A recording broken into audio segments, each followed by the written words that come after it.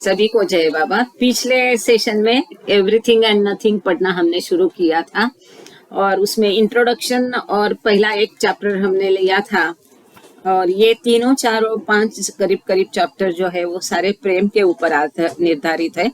और ये पहला जो था the lover and the beloved, तो इसमें इन शॉर्ट बाबा ने कहा था कि वो परमात्मा स्वयं ही लवर है, स्वयं ही बिलवेड है, स्वयं ही प्रेमी है, स्वयं ही प्रियतम है, क्योंकि अद्वैत है, उसके सिवाय और कुछ भी अस्तित्व में नहीं है।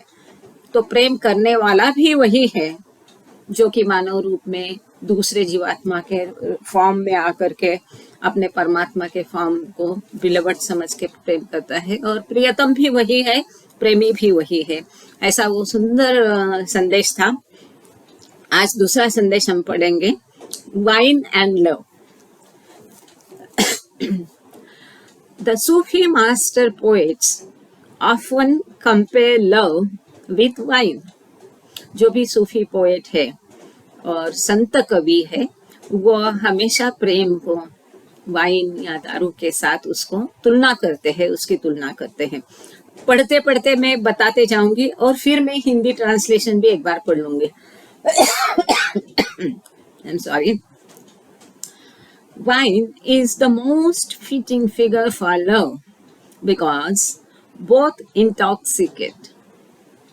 लव के लिए, प्रेम के लिए जो वाइन है, दारू है, उसकी उपमा सबसे परफेक्ट है क्योंकि दोनों का भी नशा होता है। But while wine causes self-forgetfulness, love leads to self-realization. जबकि दारू है स्वयं को भुला देती है, वहां पर प्रेम जो है स्वयं को अनुभव, आत्मानुभव कराता है। स्वयं को अनुभव, स्वयं का जो मूल स्वयं है उसका वो प्रेम अनुभव कराता है, रियलाइजेशन कराता है।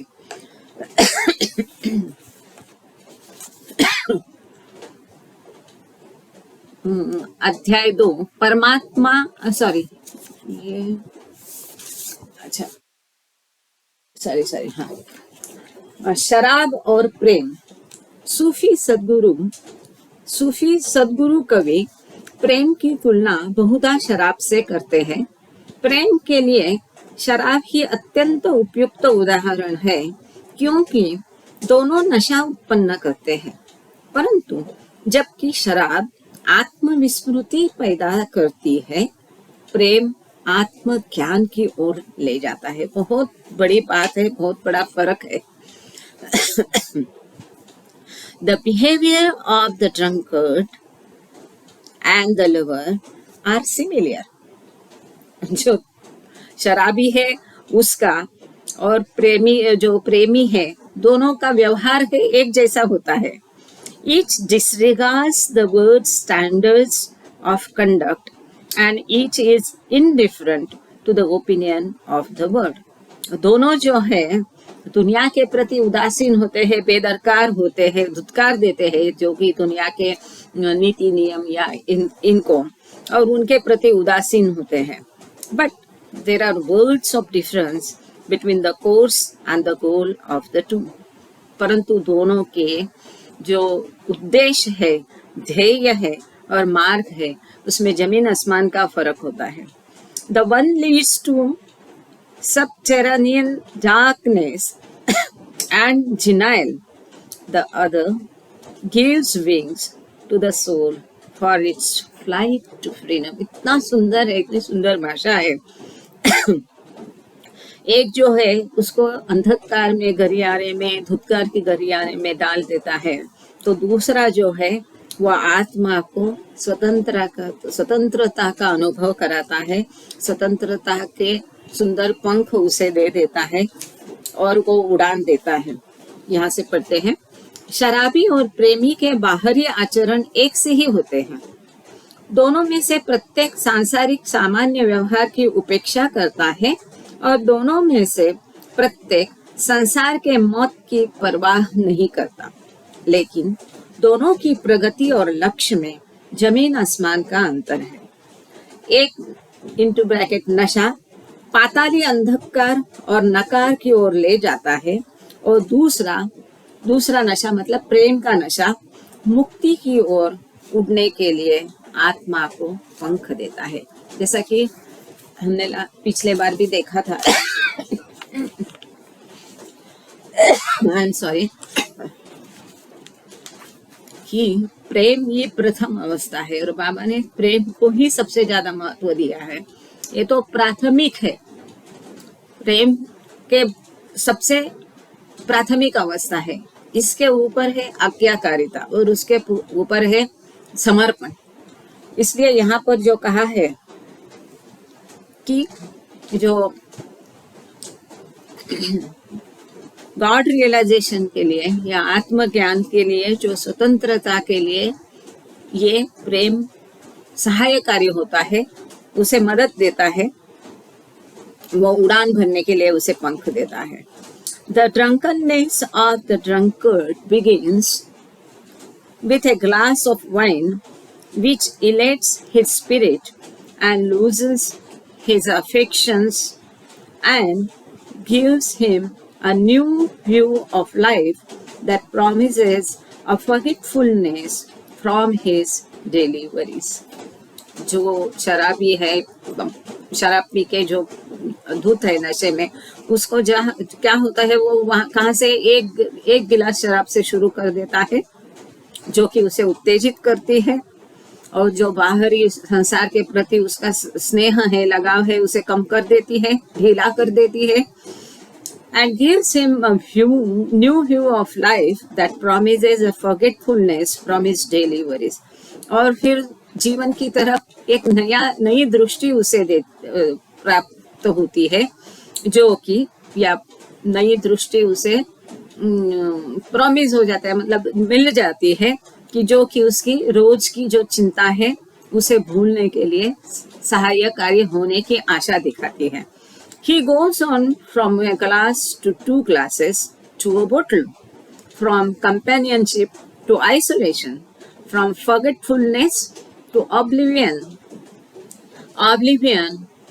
which in reality is the original state of God, but which with the drunkard is an empty stupor, and he sleeps in a bed or in a gutter.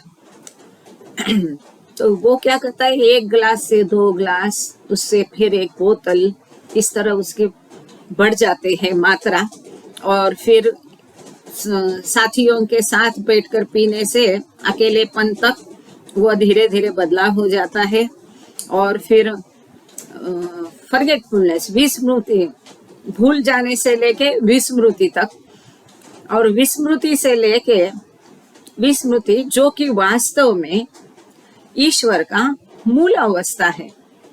ईश्वर की मूल अवस्था परात्पर अवस्था, बियॉन्ड स्टेट, ये ईश्वर की forgetfulness ये मूल अवस्था है। ऐसा क्यों कहा? सॉरी, ऐसा बाबा ने क्यों कहा? क्योंकि ये परात्पर अवस्था में ईश्वर को ना ही अपने स्वयं का ज्ञान है, भान है, ना ही उसके पास जो अनंत शक्ति, अनंत ज्ञान है उसका भान है। तो जो मूल स्वरूप है ईश्वर का वो है विस्मृति का, but which with the drunkard is an empty stupor. किंतु भले ही शराबी ये सब विस्मृति में चला जाता है, लेकिन उसकी जो विस्मृति की अवस्था है वो एक खालीपन है, जड़ता है, भावशून्यता है, अचेतनता है। And he स्लीप्स in a bed और इन अ गटर, या तो वो बिस्तर पे सोएगा या गटर में भी सो सकता है। And he awakens in a dawn of futility, an object of disgust and ridicule to the world. और जब वो उठता है तब दुनिया के लिए वो एक उपहास का, तुच्छता का, घृणा का विषय बन जाता है।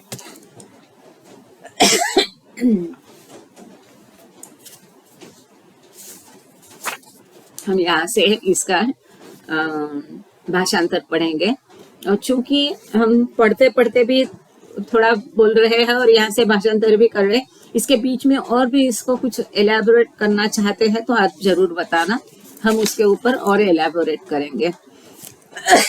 एक मिनट, सॉरी, एक मिनट।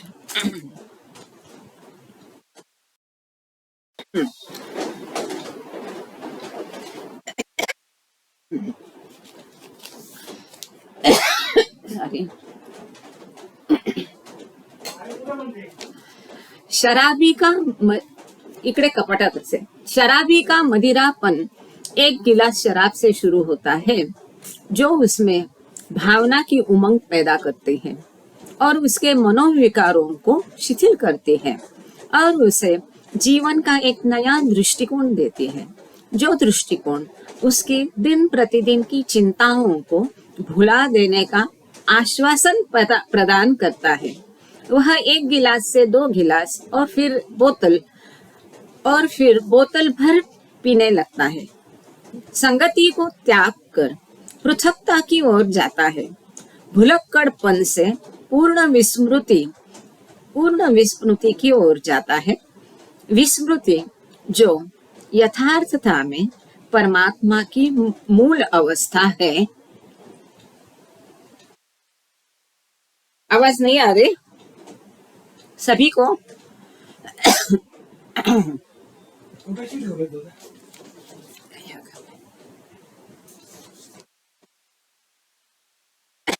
राम जी, यदि आपको नहीं आवाज आ रही तो एक बार मीटिंग लीव करके वापस ज्वाइन कर लीजिए। कभी कभी होता है, अभी बारिश है ना, एक बार मीटिंग छोड़ करके। हाँ, आ रहे ना। बीच में मैंने थोड़ा उसको म्यूट कर दिया था, ज्यादा थोड़ा खांसी का ये चल रहा था इसलिए, तो तभी आपको शायद नहीं आ रही होगी। अरे एलेक्स को फोन है समोर। Thank you. हा, बस बस बस, ते माझ्या बेडवर उशीच्या जवळ आहे कोकोल टॅबलेट। Thank you, sorry.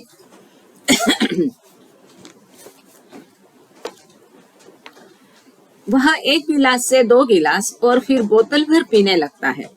संगति को त्याग कर पृथकता की ओर जाता है। भुलक्कड़पन से पूर्ण विस्मृतियों की ओर जाता है। विस्मृति जो यथार्थता में परमात्मा की मूल अवस्था है, किंतु शराबी में वह खाली जड़ता है और वह बिस्तर पर सोता है या नाली में पड़ा रहता है और वह असारता के प्रभात में जागता है और संसार के लिए अरुचि एवं हंसी ठट्ठा का विषय बनता है। ये शराबी और प्रेमी, इनमें क्या अंतर है? दोनों एक जैसे हैं, पर इसमें अंतर कितना है, जमीन आसमान का अंतर है, वह यह इस लेक्चर में बाबा ने बताया है बहुत सुंदरता से। The lover's drunkenness begins with a drop of God's love, which makes him forget the world. प्रेमी का जो नशा है, उसका जो ड्रंकननेस मतलब मद जो है, मद्यपान है या प्रेम की जो नशा है, वो ईश्वर के प्रेम की एक बूंद से शुरू होता है। विथ अ ड्रॉप, ईश्वर के प्रेम की एक बूंद से शुरू होता है, जो कि उसे पूरे विश्व को भुला देने में, जो कि उसे पूरा विश्व को भुला दे सकता है। The more he drinks, the closer he draws to his beloved. ये प्रेम की नशा, ये मदिरा, वो जितना पान करते जाएगा, पीते जाएगा, उतना वो अपने प्रियतम के नजदीक आता है। And the more unworthy he feels of the beloved's love. जितना वो अपने प्रियतम के पास जाता है, उतना उसे महसूस होता है, अनुभव होता है कि उतना वो अपने प्रियतम के प्रेम के लिए अयोग्य है, लायक नहीं है। And he longs to sacrifice his very life at his beloved's feet. और ऐसा करते करते अपने प्रियतम के चरणों में वो अपना जीवन तक त्याग देने के लिए उत्सुक होता है, उसकी लालसा रखता है। He too does not know whether he sleeps on a bed or in a gutter. वो अपने प्रियतम के प्रेम में इतना चूर हो जाता है उसको स्वयं का भान नहीं रहता है, विश्व का भान नहीं रहता है, फिर उसे ये नहीं मालूम होता है कि वो बिस्तर में सो रहा है कि गटर में सो रहा है, and becomes an object of ridicule to the world. और इस तरह से वो अपना होश खो जाने के कारण, वो होश क्यों खो जाता है? क्योंकि वो ईश्वर के या प्रियतम के प्रेम में इतना चूर हो जाता है कि उसे अपना होश नहीं रहता है, फॉरगेटफुलनेस हो जाता है, उसको विस्मरण होता है, और इसलिए वो बिस्तर में सो रहा है कि गटर में, उसका उसे भान नहीं रहता है, और इसके कारण वो विश्व का हंसी मजाक उपहास का विषय बनता है। But he rest in bliss, sorry, लेकिन वह आनंद में रहता है, आनंद में, अच्छे आनंद में रहता है। And God the beloved takes care of his body and neither the elements nor disease can touch it. और ऐसी जो वो प्रेम की चूर अवस्था में रहता है, तब उसके शरीर की रख रखाल देखभाल ईश्वर करता है, उसके शरीर का रख रखाव, इसके शरीर का ध्यान ईश्वर रखता है। और कोई भी जो तत्व है, जैसे कि बारिश, धूप, ठंडी, ये ऐसे जो बाहरी कोई भी तत्व है, तो उनका उसके शरीर पर कोई असर नहीं होता है, और कोई भी बीमारी उसे छू तक नहीं सकती है। और इतना वर्णन करने के बाद आप सब बाबा प्रेमी तुरंत जान गए होंगे कि ये किस अवस्था का या किसका वर्णन है। ये कोई भी एक बता दीजिए। मस्त है ना? हाँ, मस्त, ये मस्त की अवस्था का वर्णन है। कि मस्त लोग इस तरह से होते हैं कि उनको कुछ ख्याल नहीं रहता है, और उनके शरीर का पूरा ख्याल ईश्वर द्वारा हो जाता है। यहाँ ट्रांसलेशन से, भाषांतर से फिर भी वापस पढ़ेंगे। प्रेमी का मधुपान परमात्मा के प्रेम की एक बूंद से प्रारंभ होता है, जिससे वह दुनिया को भूल जाता है। वह जितना ही अधिक पीता है मतलब ईश्वर प्रेम की मदिरा, उतना ही अधिक अपने प्रियतम के निकट पहुंचता है, और वह अपने को प्रियतम के प्रेम के लिए उतना ही अधिक अयोग्य महसूस करता है, और वह अपने जीवन को ही अपने प्रियतम के चरणों में बलिदान करने की लालसा करता है। वह भी यह नहीं जानता कि वह बिस्तर पर सोता है या नाली में, और संसार के लिए हंसी ठट्टा का विषय बन जाता है, परंतु वह आनंद में विहार करता है, और प्रियतम परमात्मा उसके शरीर को संभालता है, और हवा, पानी आदि कोई भी तत्व अथवा बीमारी उसके शरीर को छू नहीं सकते। एडवांस जैसे जैसे भूमिकाओं पर जाता है साधक, तब भी ये अवस्था रहती है। One out of many such lovers sees God face to face. ऐसे कई प्रेमियों में से कोई एक ईश्वर को आमने सामने रूबरू देखता है। His longing becomes infinite. उसकी जो लालसा है, तड़प है ईश्वर को देखने की, मिलने की, वो अमर्याद हो जाती है, बहुत ज्यादा हो जाती है। He is like a fish thrown up on the beach. पानी में से निकाल करके मछली को बीच पर, जमीन पर डाल दे तो जैसे तड़पती है, ऐसी तड़प उसकी होती है, ऐसी उसकी अवस्था होती है, बिन पानी के मछली जैसे। लीपिंग एंड स्क्विर्मिंग, इसका मतलब तड़पता, वो भी। लीपिंग मतलब छलांग लगाता है, जो कि मछली पानी से बाहर निकाली जाए तो क्या छलांग लगा करके वो वापस पानी में जाने की कोशिश करती है, तड़पती रहती है। So leaping and squirming to regain the ocean. He sees God everywhere and everything. वो ईश्वर को हर जगह देखता है, हर किसी में देखता है। But he cannot find the gate of union. परंतु उसमें उससे, ईश्वर से या प्रियतम से एक होने का द्वार उसे नहीं मिलता है। ये कौन सी अवस्था है? ये छठवीं भूमिका की अवस्था है, जहाँ वो ईश्वर को आमने सामने देखता है, हर जगह देखता है, जहाँ वहां देखता है, जैसे कि गाडगे महाराज की अवस्था थी, परंतु इसमें उससे ईश्वर से एक हो जाने का रास्ता उसे अभी तक नहीं मिला। The wine that he drinks turns into fire in which he continuously burns in blissful agony. वो जो प्रेम की मदिरा उसने पी है, उसके कारण वह अत्यंत आनंददायी पीड़ा होती है। वो ये जो प्रेम की मदिरा है वो अग्नि में बदल जाती है और सतत वो उसे जला देती है। वो एक आनंददायी, क्योंकि विरह की आनंददायी पीड़ा उसे दे देती है, blissful agony. And the fire eventually becomes the ocean of infinite consciousness in which he drowns. और अंत में वह वो सागर में समा जाती है। यो अमर्याद चैतन्य के अपार चैतन्य, अमर्याद चैतन्य के सागर में वह डूब जाता है, एक हो जाता है। अंत में वो उस सागर से मिल जाता है जिसमें वो ड्रॉन्स, मतलब इस सागर में वो एक हो जाता है।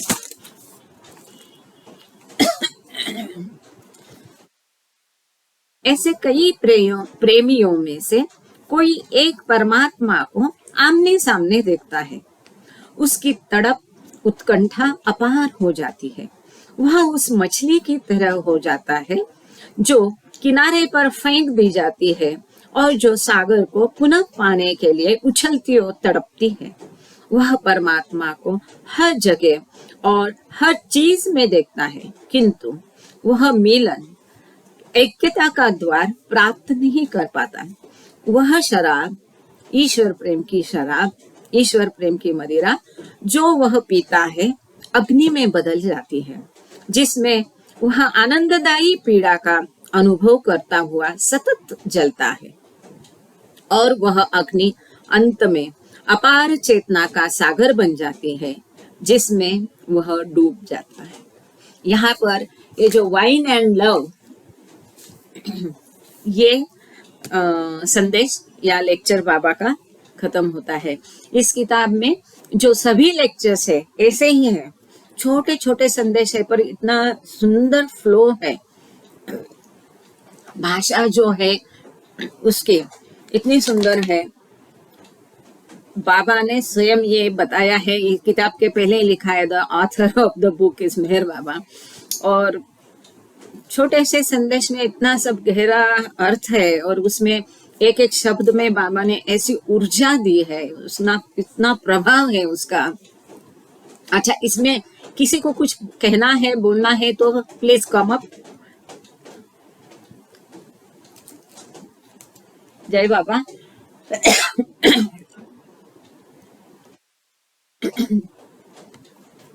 किसी को कुछ पूछना है? आई एम सॉरी, हाँ आज का ये जरा डिस्टर्बेंस, बैठने तो नहीं था कुछ। हवा भी ऐसे है ना, बारिश हो रही है।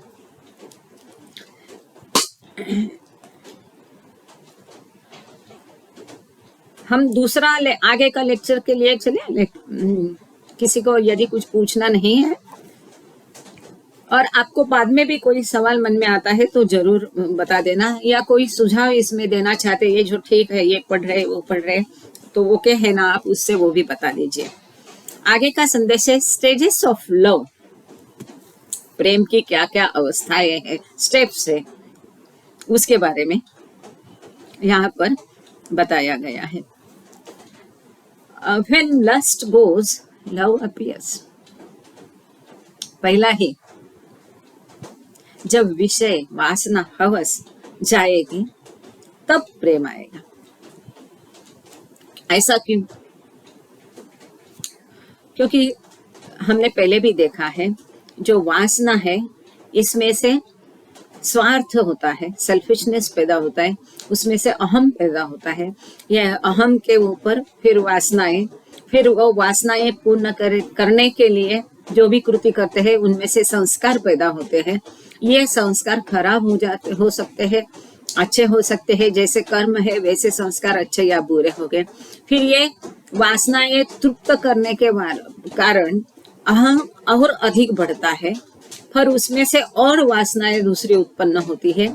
ऐसा यह विशेष सर्कल है। दुष्ट चक्र है।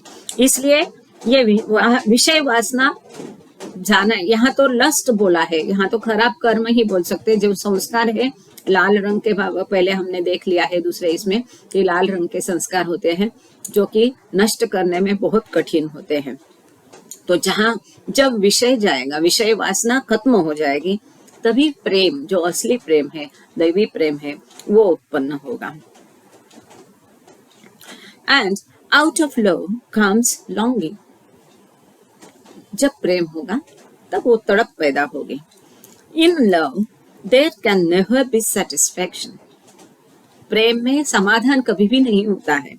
For longing increases till it becomes an agony. इतना अभी जैसे हमने देखा कि वो जो तड़प है प्रियतम से मिलने की इतनी बढ़ जाती है, तो उसमें से अग्नि होता है, अग्नि में वो प्रेमी को जला देती है और फिर उसमें से एक पीड़ा उत्पन्न होती है, विच सीजेज ओनली इन यूनियन। और ये जो पीड़ा होती है प्रेमी से मिलने की, ये पीड़ा तभी खत्म होगी जब भी वो उसका प्रियतम से मिलन होगा। तब तक ये जो पीड़ा है उससे सेपरेटनेस की, विरह की, वो बढ़ती जाती है।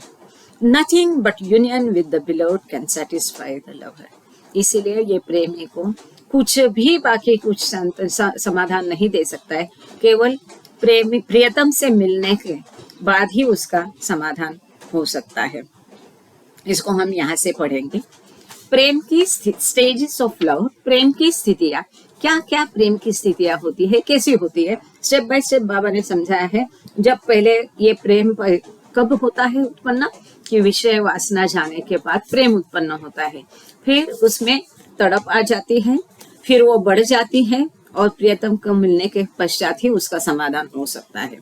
जब विषय वासना चली जाती है तब प्रेम प्रकट होता है, और प्रेम में कभी संतोष नहीं हो सकता, क्योंकि उत्कंठा यानी प्यास बढ़ती ही जाती है जब तक वह पीड़ा तड़प नहीं बन जाती, और वह पीड़ा ऐक्यता प्राप्त होने पर ही समाप्त होती है।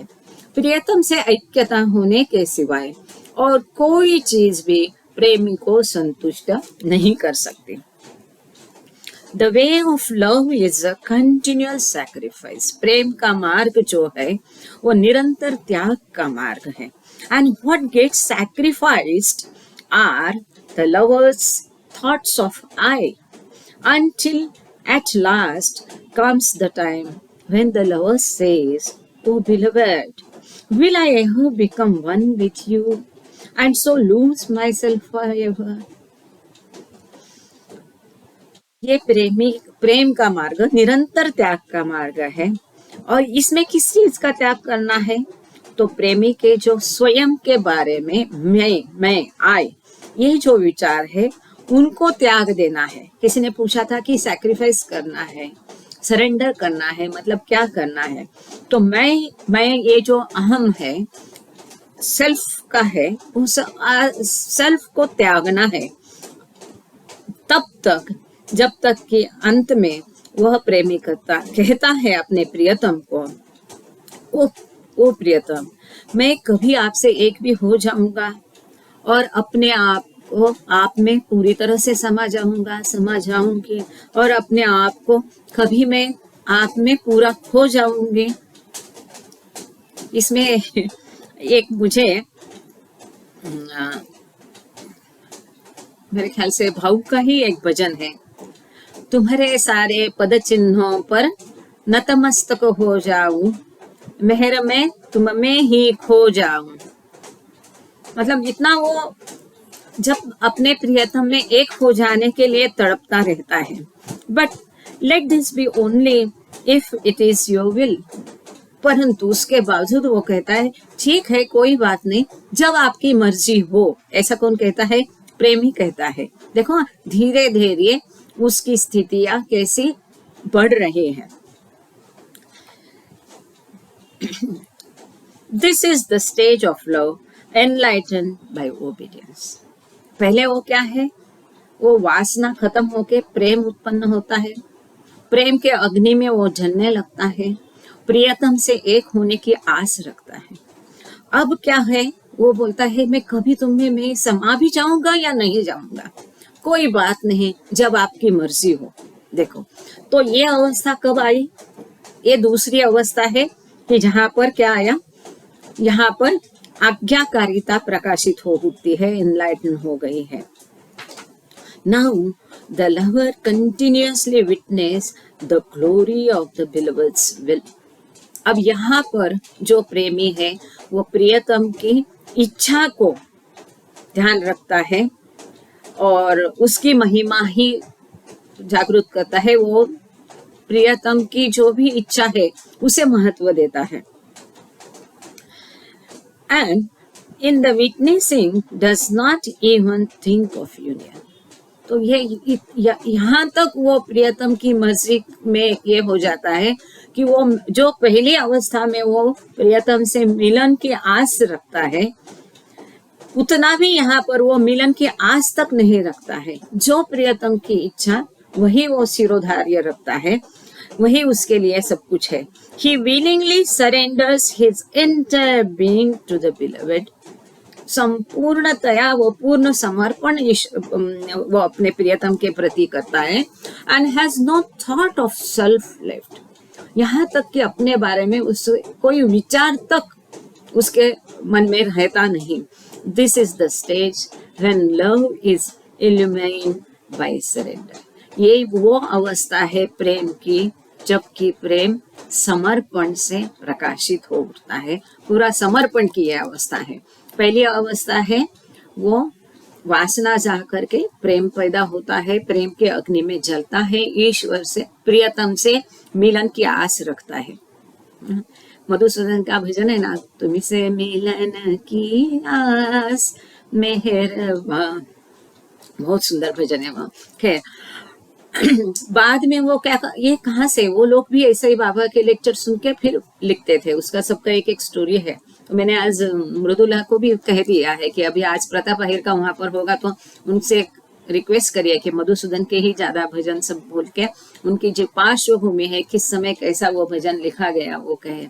तो ये जो तुम्ही से मिलन के आज देखो, काम धाम मोहे कछु नहीं सूझत, दर्शन की लगी प्यास, वो जो ये सब ऐसा सुन करके फिर वो लोग लिख देते थे। मधुसूदन को बाबा ने स्पेशली ब्लेस किया था। हाँ, आज नाइक काका के बारे में भी बोलेंगे, यदि मैं भूल जाती तो मुझे कोई याद दिला देना प्लीज। तो फिर दूसरी अवस्था क्या होता है, वो मिलन की भी आस नहीं रखता है प्रियतम से और कहता है कि ठीक है, जब आपकी मर्जी हो। आज्ञाकारिता की वो अवस्था है। अब तीसरी अवस्था है कि वो इतना उसका प्रियतम की मर्जी का महिमा रखता है, पालन करता है प्रियतम की मर्जी का, कि वो अपने आप को पूरी तरह से उसे समर्पित कर देता है। और यह स्टेज है वो सरेंडर की या संपूर्ण आत्मसमर्पण, जो कि बहुत महत्वपूर्ण है। वह ये स्टेज है।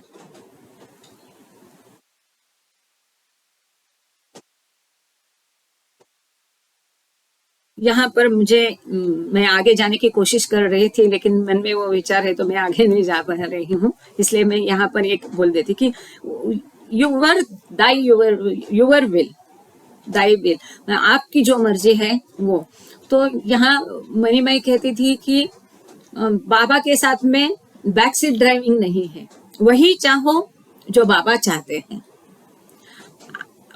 आप जो चाहते हैं वो बाबा को चाहने के लिए मजबूर मत करो, वही करो जो बाबा चाहते हैं, वही चाहो जो बाबा चाहते हैं। नाउ अच्छा, इसे हमको यहाँ से पढ़ना है, सॉरी, ये 3 स्टेजेस हमने यहाँ से पढ़ लिया है, उसको भाषांतर एक बार देख लेते हैं। प्रेम मार्ग सतत त्याग का मार्ग है और जो त्यागा जाता है वह है प्रेमी के मैंपन के विचार, और यह तब तक होता है जब तक कि अंततः वह समय नहीं आता जब प्रेमी कहता है, हे प्रियतम, क्या मैं तेरे साथ कभी एक होऊंगा, और इस प्रकार अपने आप को हमेशा के लिए खोऊंगा। आप में मतलब प्रियतम में खोऊंगा, परंतु यह तभी हो जब तेरी मर्जी होए। यह प्रेम की वह स्थिति है जो आज्ञाकारिता से जागृत होती है। प्रेम की दूसरी अवस्था आज्ञाकारिता। अब तीसरी अवस्था, अब प्रेमी लगातार प्रियतम की मर्जी की महिमा प्रत्यक्ष देखता है और प्रत्यक्ष देखने की क्रिया में वह ऐक्यता का विचार भी नहीं करता। ऐक्यता का विचार मतलब गॉड रियलाइजेशन या ईश्वर से मिलन का, एक होने का विचार भी नहीं करता। प्रियतम से एक होने का, प्रियतम से मिलन का भी विचार नहीं करता। वह स्वेच्छा से अपने आप को पूर्ण रूप से प्रियतम को समर्पित कर देता है और उसमें खुद का कोई विचार शेष नहीं रह जाता। यह प्रेम की वह स्थिति है जिसमें प्रेम आत्मसमर्पण से प्रकाशित हो जाता है। मतलब पहला है जहाँ वासना खत्म होकर प्रेम उत्पन्न होता है, दूसरा है आज्ञाकारिता और तीसरा है समर्पण या सरेंडर। अब आगे देखते हैं चौथा क्या है।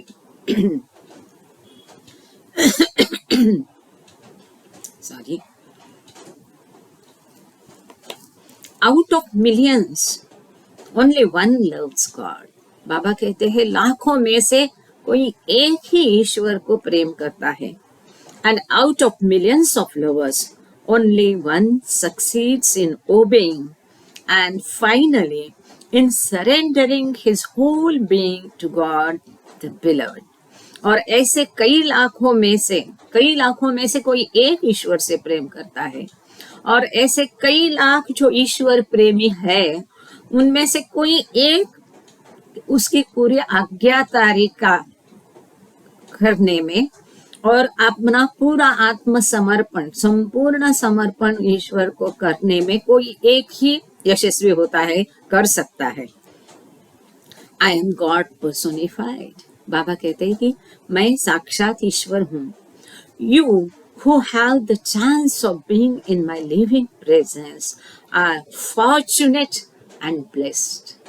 देखो बाबा कहते हैं आप जो लोग हैं जिन्हें मेरे प्रत्यक्ष फिजिकल प्रेजेंस में, उपस्थिति में साक्षात यहाँ रहने का, उपस्थित रहने का अवसर मिला है, आप सभी वास्तव में बहुत ही भाग्यशाली हो और ब्लेस्ड हो। ये पापा ने स्वयं कहा है। वो जो भजन है ना, भाग्यशाली तुम मेहर भक्तो धन्य तुम्हारा जीवन, कोटि जन्म के पुण्य खड़े थे हुआ उन्हीं से मेल, मेहर के दरबार में नहीं मंत्र तंत्र का खेल। मुझे लगता है ये भी भाऊजी का है कि कोई कोटि जन्म के पुण्य आपके हो गए तब आप सब मेहर प्रभु के दरबार में है, उनसे मिले हैं और उनका फिजिकल प्रेजेंस का जिनको सहवास मिला तो बाबा उनके बारे में कहते हैं कि आप सही में भाग्यशाली हो। ये स्वयं बाबा ने खुद कहा है। इसका ट्रांसलेशन देखते हैं। तो हमने 3 स्टेजेस देखे। एक प्रेम की अवस्था जहाँ विषय वासना खत्म होकर प्रेम उत्पन्न होकर प्रेम के विरह अग्नि में वो जलता है, प्रिय से मिलन की आस रखता है। दूसरा है आज्ञाकारिता, वहां वो मिलन के लिए भी वो कहता है कि ओके एज यू विश, जैसे आपकी मर्जी। तो यहाँ आज्ञाकारिता प्रारंभ होती है। और तीसरा वो पूर्ण समर्पण करता है, वो मिलन का विचार तक अपने आप का विचार भी उसमें नहीं आता है, वो संपूर्ण आत्मसमर्पण। और चौथा बाबा कह रहे हैं लाखों में केवल कोई एक परमात्मा से प्रेम करता है और ऐसे लाखों प्रेमियों में से कोई एक आज्ञा पालन करने में और अंत में अपना पूर्ण अस्तित्व प्रियतम परमात्मा को समर्पण करने में सफल होता है। मैं परमात्मा की, बाबा कहते हैं, मैं परमात्मा की साकार मूर्ति हूँ। तुम लोग जिन्हें मेरी जीवित साकार उपस्थिति में रहने का अवसर मिला है भाग्यशाली हो और धन्य हो। और यहाँ पर ये दूसरा जो 3 नंबर का स्टेजेस ऑफ लव है, ये मैसेज खत्म होता है। किसी को कुछ कहना है, एडिशन करना है? जय बाबा। हाँ केतकी।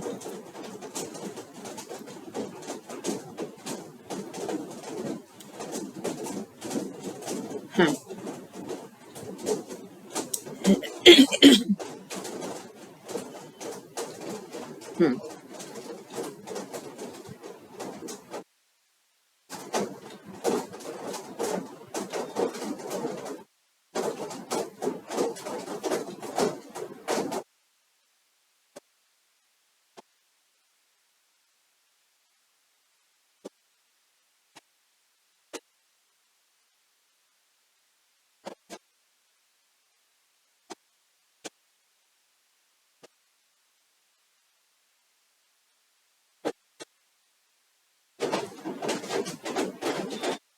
ओके,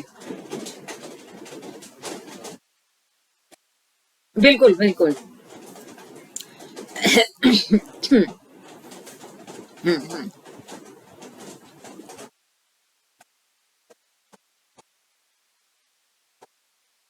थैंक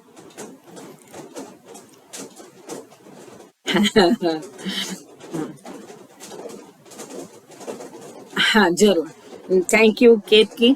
केतकी ने कहा कि हमने, सॉरी मैं वो ईयरफोन नहीं निकाला तो यहाँ रिकॉर्ड नहीं हो पाया। एनीवे, केतकी ने ये कहा कि अभी जो हमने कहा कि लास्ट पैरा जो है, कई लाखों में से कोई ईश्वर से जैसा प्रेम करना चाहिए। बाबा ने कहा था कि आप कोई मुझसे नहीं, केवल मेहरा मुझसे वैसा प्रेम करती है जैसा करना चाहिए। ईश्वर से प्रेम करना इतना आसान नहीं है। ईश्वर से प्रेम करना मतलब अपने आप को पूर्ण रीति से भुला देना है। यदि हम ईश्वर से सही प्रेम करते हैं, जैसा करना चाहिए, वैसा सही मायने में हम यदि ईश्वर से प्रेम करते हैं, तो बाबा ने कहा है उस किताब में कि ये जो आज बाहर परिस्थिति है, आप लोग जो दिख रहे हैं वे कुछ भी नहीं वैसी रहेगी, वो बदल जाएगी। ये आप सही में सचमुच में ईश्वर से प्रेम करते हैं तो ईश्वर से पहले तो ये है, मैं पहले केतकी की बात बता दूं। केतकी ने उसको कोरिलेट किया है कि मेहर बाबांच्या अध्यात्म पर लेख व संदेश जो किताब है सीडे देशमुख द्वारा लिखी गई, उनमें से एक प्यारा उसने बताया है जो कि ईश्वर साक्षात्कार से रिलेटेड है। उसको हम यहाँ देख लेंगे कि इस परिप्रेक्ष्य में उसको, ये दोनों एक ही है, केवल फर्क इतना है, ये जो है वो बाबा ने बैठ करके डिस्कोर्सेस और टेक्निकल लैंग्वेज में पूरा समझाया है। और ये जो है ये अच्छे मूड में बाबा ने जो कुछ थोड़ा बहुत बताया उसको उन्होंने, फ्रांसिस बेबजवार ने बाबा की अनुमति से, या बाबा ने उनको कहा होगा, लिखा है एज इट इज लिखा है, ये बाबा ने चेक किया है और इसका ऑथर बाबा बताते हैं और बाबा के सामने ये किताब पब्लिश हो गई थी। तो यहाँ पर जब हम देखते हैं तो एक सामान्य व्यक्ति जो ईश्वर, आस्तिकता, इसमें किसमें विश्वास नहीं रखता है, कोई भी, आप इसको अगर ध्यान से देखेंगे, अभी तक जो हमने 3 मैसेजेस पढ़े हैं, कहीं भी ईश्वर, परमात्मा, सोल, आत्मा, ये सारा कुछ भी भूमिका, ये बाबा ने यहाँ कहीं भी विशद नहीं किया है। एक सामान्य व्यक्ति जिसे ये टेक्निकलिटीज जो है आध्यात्मिकता की पता नहीं, या जो व्यक्ति किसी भी धर्म पंथ में विश्वास रखता हो, तो कोई भी ये किताब पढ़ सकता है। सॉफ्ट कॉपी भी उपलब्ध है, आप आपके मित्र परिवार में इसको जरूर शेयर करिए, सॉफ्ट कॉपी भी। तो ये ऐसा है कि इसमें इतना सिंपल शब्द में बाबा ने दिया है। इसे जो केतकी कह रही है कि ईश्वर प्राप्ति की या गॉड रियलाइजेशन की जिस स्टेजेस है, उसका संदर्भ यहाँ पर केतकी दे रही है कि कईयों में, जैसा कि पहली स्टेज है कि कईयों में एक ही ऐसा होता है कि प्रेमी होता है, और इसके लिए वहां पर एक जगह बाबा ने कहा था कि इसके लिए धैर्य चाहिए। जो मैं ईश्वर हूँ ये मानने के लिए, एक्सेप्ट स्वीकृत करने के लिए धैर्य चाहिए। वैसे भी बाबा ने कहा था कि आध्यात्मिकता के लिए, उस मार्ग पर चलने के लिए, ईश्वर की खोज और उसकी प्राप्ति के लिए, उस मार्ग पर सही मायने में पूर्णतया चलने के लिए धैर्य चाहिए। ये सब कुछ दुनियादारी छोड़ करके, अपना विचार त्याग करके हमें ये करना चाहिए। तो ऐसे कई लाखों करोड़ों में से कोई एक ऐसा सच्चा प्रेमी होता है ईश्वर का, और ऐसे जब कई प्रेमी होंगे तो उनमें से कोई एक है कि ईश्वर की आज्ञा का पालन करना आसान नहीं है। बहुत, क्या परमात्मा या ये अवतार की आज्ञा का पालन करना बहुत ज्यादा कठिन है। एक बार आप प्रेम कर सकते हैं कि कर सकते हैं, लेकिन आज्ञाकारिता उसी से, उसकी आगे और हायर स्टेप यहाँ पर बाबा ने बताई है, जो कि बहुत मुश्किल है। और हम इसके कई इसके किस्से हैं, कहानियां हैं, आपको पता होगा। मुझे बाद में पता चला कि ये भाव के बारे में है, तब तो बाबा की मंडली से ऐसा ही सुना था, तभी किताबें नहीं थी, तो मुंह बोली से सारे अनुभव और ये किस्से कहानियां सुनने मिलती थी।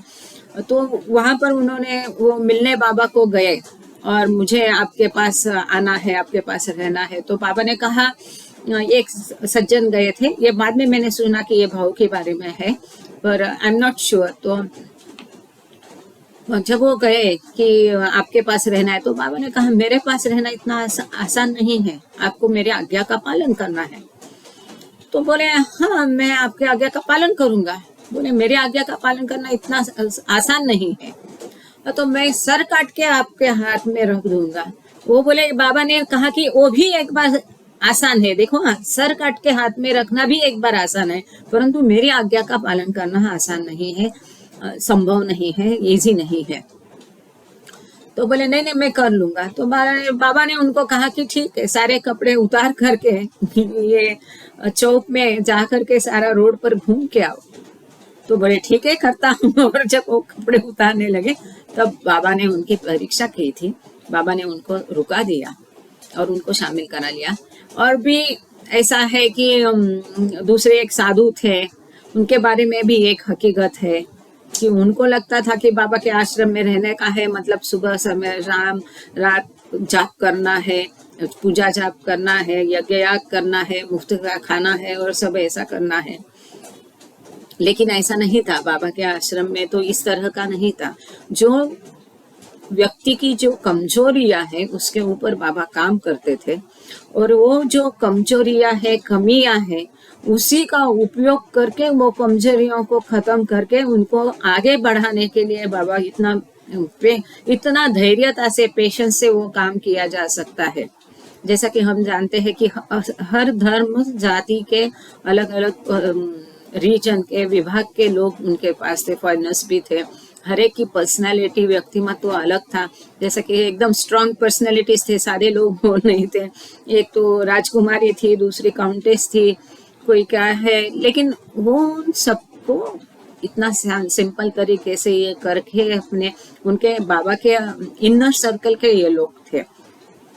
शुरू के दिनों में जो हम देखते हैं, मेहराबाद हिल पर जब आश्रम था, और उनके ऊपर कार्य करना इतना आसान नहीं था। यह हुई आज्ञाकारिता। इतनी छोटी छोटी आज्ञाएं, पिछले बार भी हमने देखा था कि बाबा ने आज्ञा दी थी कि आवाज नहीं करना। और आपने आधी कहानी पिछले बार सुनी थी, मैं आधी आज कह देती हूँ इस परिप्रेक्ष्य में कि आवाज नहीं करो तो आवाज होती थी।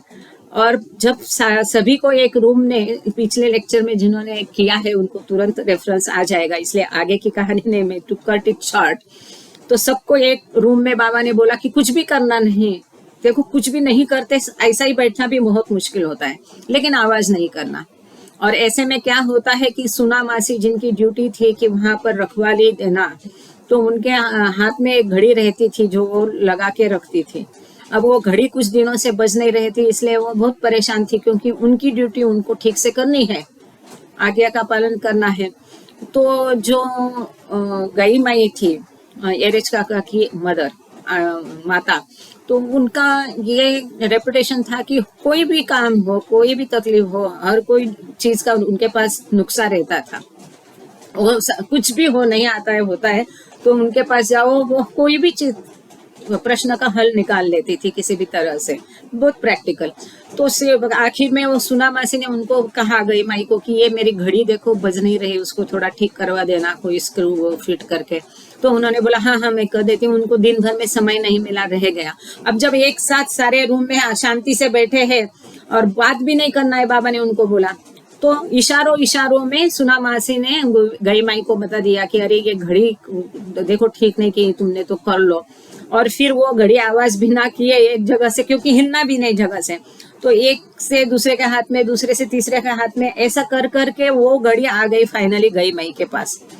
अब गई माई ने अपना जो उनका हुनर था वो लगाया, स्क्रू खोला, ये किया, अपना हेयर पिन निकाला, उसका नट बोल्ट स्क्रू खोल करके वो ये करो, वो दबाओ, ये दबाओ करके फाइनली वो सक्सीड हो गई और वो घड़ी बजने लगे। अब प्रॉब्लम ये था कि घड़ी तो बजनी नहीं चाहिए, आवाज तो नहीं आना चाहिए। बाबा ने बोला है कि आज्ञापालिता का आवाज बिल्कुल नहीं करना। बाबा का सेकेंड वर्ल्ड वॉर का टाइम, दूसरे महायुद्ध के समय में बहुत महत्वपूर्ण काम चल रहा था। अब जैसे आवाज हो गई, ये सारे दंग हो गए बहुत डर गए, बाप रे अभी बाबा के काम में डिस्टर्ब हो गया, बाबा गुस्सा हो जाएंगे ये। अब उसकी समझ में नहीं आ रही थी क्या करे। वो फटक से अपने नीचे घड़ी रखी, फिर भी घड़ी बज रही है, फिर उसके ऊपर जो घड़ी अभी तक नहीं बज रही थी, सुनामा से हैरान थी उसके लिए, वो घड़ी अचानक से बजने लगी। फिर उसके ऊपर तकिया रखा, बहुत तकिया रखे, हर कोई अपनी तकिया उनके पास फेंकने लगा। वो तकिया के नीचे भी फिर आवाज नहीं बंद हो रही है। फिर सही सारी तकिया और घड़ी लेकर के वो दौड़ी बाहर फटाफट से कि वो दूर जाए और बाबा को आवाज नहीं आया जाए। तो ये आज्ञाकारिता, मतलब फिर बाबा को ये बताया गया तो बाबा ने उसमें से ह्यूमर देख करके बाबा हंसने लगे, वो बात और है। तो आज्ञाकारिता इस तरह से बहुत कठिन है। और आज्ञाकारिता की स्टेप पार करने के बाद फिर आगे आते हैं समर्पण। पूर्ण आत्मसमर्पण जो अभी केतकी कह रही हूँ उस किताब में दिया है, एक पूरा चैप्टर है उसके ऊपर कि पूर्ण आत्मसमर्पण करना कितना कठिन है और कितना जरूरी है। जब आप पूर्ण आत्मसमर्पण में अहम आ गया है, अपने आप को पूरा उनके हवाले कर देना है, यहाँ कुछ भी अपने मन का विचार नहीं रहता है। वो आपके जैसे बाबा कहते थे उन लोगों को कि विचार भी नहीं करना है, और उनको आज्ञा दी थी कि विचार भी लिख के रखना है, डायरी में बाबा को बताने हैं। मतलब उनका क्रिया तो उनके हाथ में थी नहीं, उनके विचार भी उनके हाथ में नहीं थे बाबा के मंडली के। तो आपके विचार, आपके थॉट्स, आपका ईगो, संपूर्ण सब कुछ, मतलब वहां पर इच्छा नहीं रहेगी, सेल्फ का थॉट नहीं। पूर्ण समर्पण के बाद सेल्फिशनेस नहीं रहेगा, विचार नहीं रहेगा, अपने आप का नहीं रहेगा, वासनाएं नहीं रहेगी, इच्छाएं नहीं रहेगी। और जब ये अवस्था प्राप्त होगी तो वो आत्मा जो अभी केतकी ने रेफरेंस दिया, कितनी ऊंची अवस्था में होगा। जो ईश्वर अवस्था प्राप्त करने के लिए जो 7 स्टेप्स है, 7 भूमिकाएं बाबा ने बताई है। तो समर्पण की भूमिका जो है वो बहुत 5वीं भूमिका तक है, 5 से ऊपर है। ये जो भूमिका है ईश्वर की प्राप्ति की, ईश्वर साक्षात्कार की प्राप्ति की, उस भूमिका में समर्पण की भूमिका बहुत आगे की भूमिका है, करीब करीब 5वीं 6वीं है।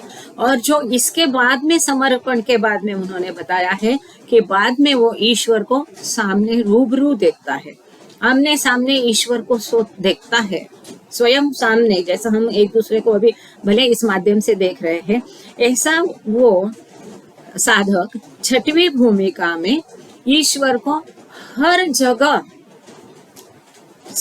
जगह पर और सब में, हर किसी में भी वो ईश्वर को मौजूद देखता है। हर वस्तु में भी जहां भी देखो उसे वहां ईश्वर ही ईश्वर हर जगह नजर आता है। ये जो अवस्था यहाँ पर बाबा ने एक्सप्लेन की है कि out of millions only one loves God and out of millions lovers. यहाँ पर हमने देखा ना अभी कि ये आमने सामने ईश्वर को देखता है। तो ये 6वीं भूमिका है। 6वीं भूमिका में ईश्वर को वो सामने सामने देखता है। जब सब कुछ वो समर्पित करता है तब उसको ईश्वर आमने सामने दिखता है। किंतु यहाँ पर भी वो अभी भी उसका द्वैत भाव कायम है। ईश्वर अलग है, मैं अलग हूँ, सेपरेटनेस है, पृथकत्व है, अपने से ईश्वर अलग है। वो ईश्वर है और मैं साधक हूँ, वो प्रियतम है और मैं प्रेमी हूँ, ये भाव अभी भी उसमें है।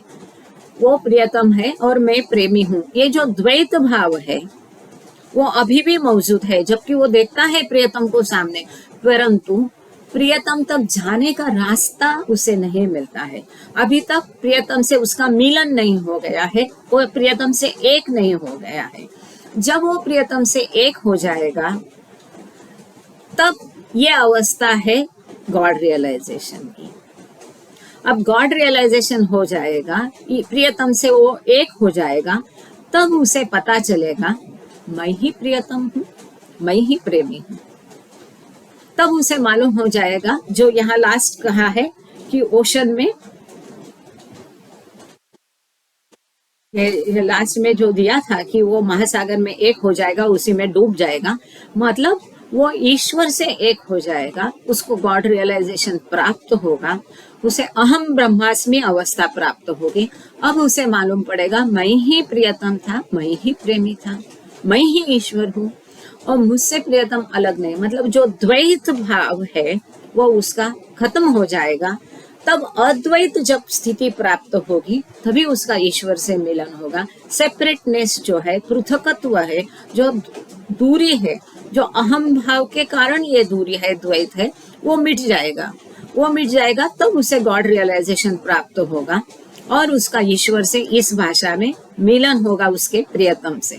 उसके प्रियतम से मिलन होगा, वो और प्रियतम एक हो जाएंगे, मतलब वह स्वयं ईश्वर बन जाएगा, मतलब वही उसकी मूल अवस्था है।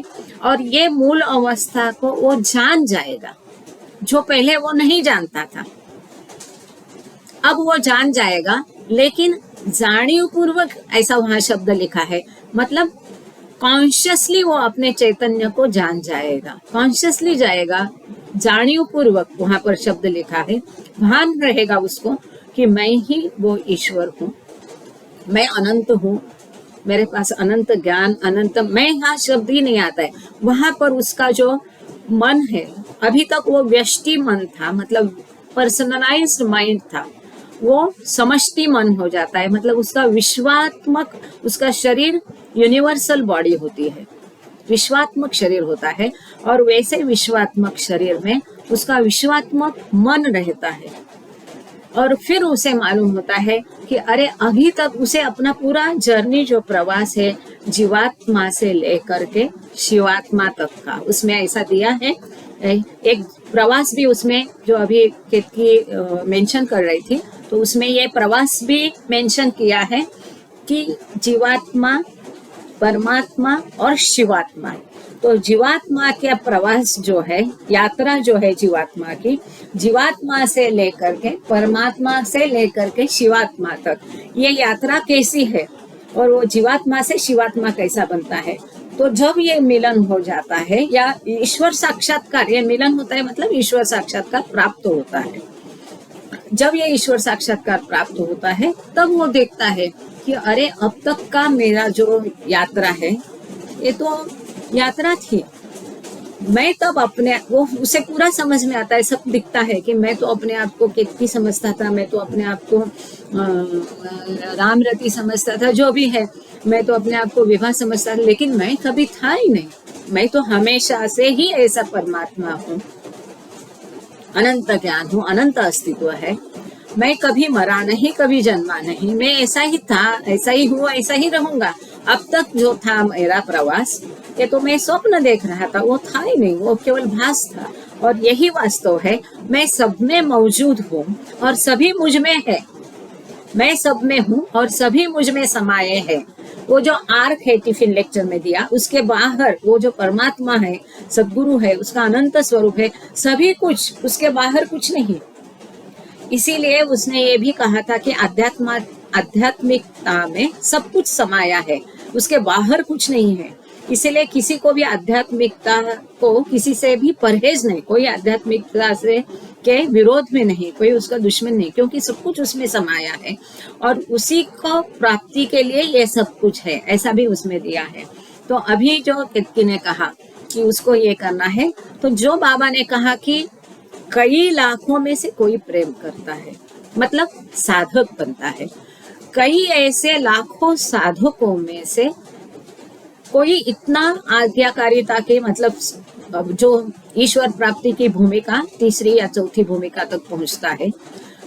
इतने सारे चौथी भूमिका में जो लाखों करोड़े हो गए, उनमें से कोई एक सही मायने में आत्मसमर्पण करके छठवीं भूमिका तक पहुंचता है, जो कि ईश्वर को सामने सामने देखता है।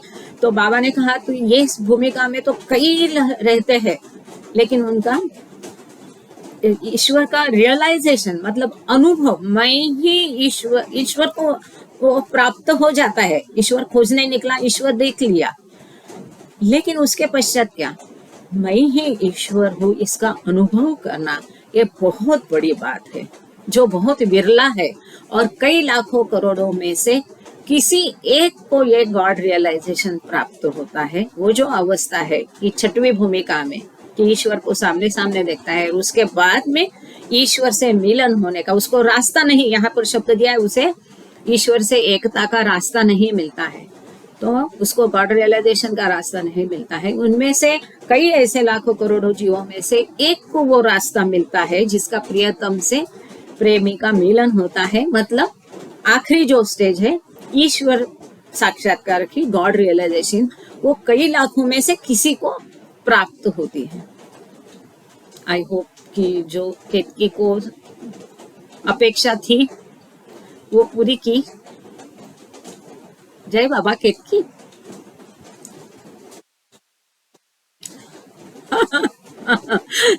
थैंक यू जय बाबा।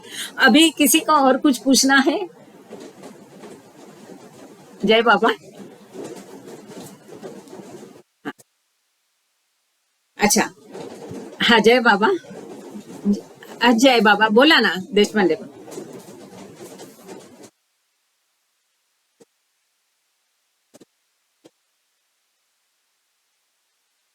हाँ हाँ, एक मिनिट, हा परत थोडस रिपीट कराल प्लीज, कारण ना हे लावलेलं असेल, जरा परत रिपीट कराल प्लीज.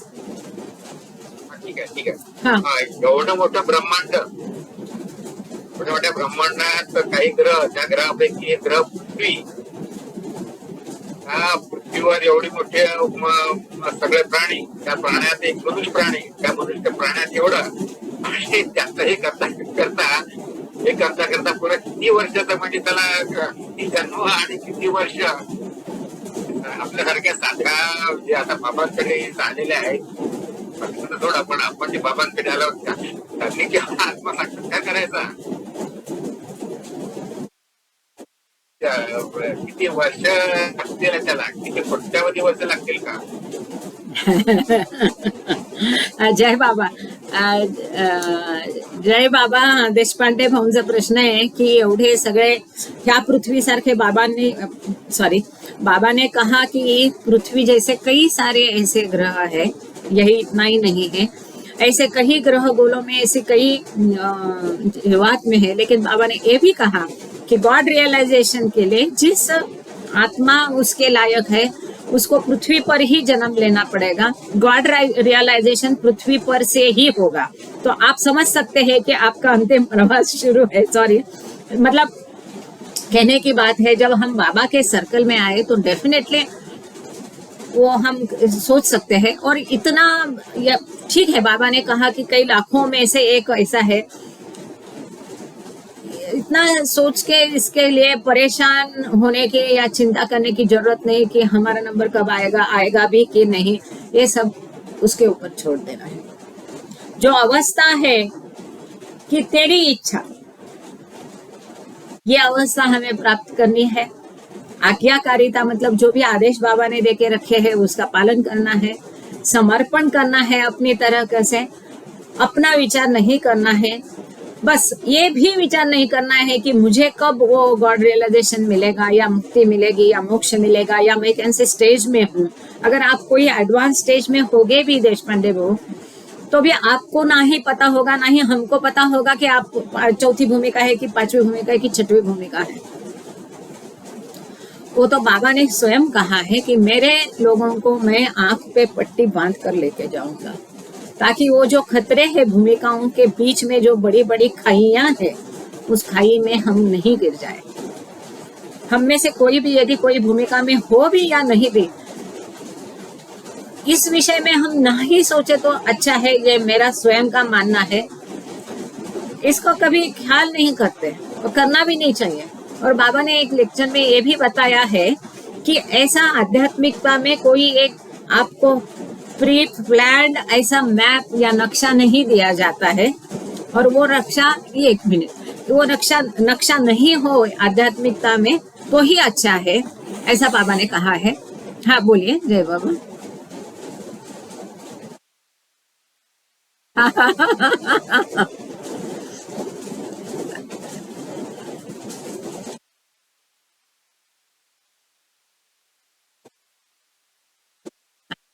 Thank you. हाँ, देशपांडे भाऊ कह रहे कि सबके लिए मैंने ये सवाल पूछा। उनको स्वयं को ये सब कुछ पता है, उनका बहुत गहन अभ्यास है, केवल बाबा के वांग्मय का नहीं, तो उनका वेद पुराण ये सब उनका बहुत गहन अभ्यास है, और वो सब करके फाइनली वो बाबा के पास आ गए हैं। उनको पता है यही सब कुछ है। और ठीक है, मन है ना बड़ा चंचल है। वो बहिणाबाई का बहुत कविता मुझे प्यारी लगती है। मन वढाय वढाय आता होतं भुईवर, आता गेलं आभायात, फारच सुंदर। तो वो जो बहिणाबाई की कविता है, खैर मराठी में है, तो मन बड़ा चंचल है, वो उसके मन में जो भी आता है। खैर फिर भी उनका सवाल अच्छा था कि किसी को भी फ्रस्ट्रेशन होने का संभव है कि बाप रे इनमें से मेरा नंबर ये इतना असंभव है, ये कुछ भी हमको सोचना नहीं। हमको तो जो बाबा ने बताया है समझना है, आत्मसात करना है। हम अपनी क्षमता के अनुसार आगे जाते जाएंगे, बाबा की सहायता मांगेंगे, सब कुछ उनके ऊपर छोड़ देने का है। कोई चिंता नहीं, आता जाएगा जाता जाएगा। Thank you. अभी और किसी को कुछ पूछना है तो पूछिए। आज मेरे ख्याल से हम यहाँ रुकते हैं, क्योंकि आगे का जो संदेश है वो भी बहुत छोटा है। जय बाबा। हाँ, वो कठाळे काका बोला। हो, बोला बोला। जय बाबा। मी म्हटलं आता मराठीमध्ये बोलू का? मराठीमध्ये हिंदी में बात करिए ना प्लीज। मराठीमध्ये बोलू का? हिंदी हिंदी। हा भाषा ठीक है। हाँ। ते अपन भाषा निवडली है, मानव योनि तक कितने लक्ष जन्म लिए हैं, मानव योनि तक पहुंचने के लिए अपन ने कितने जन्म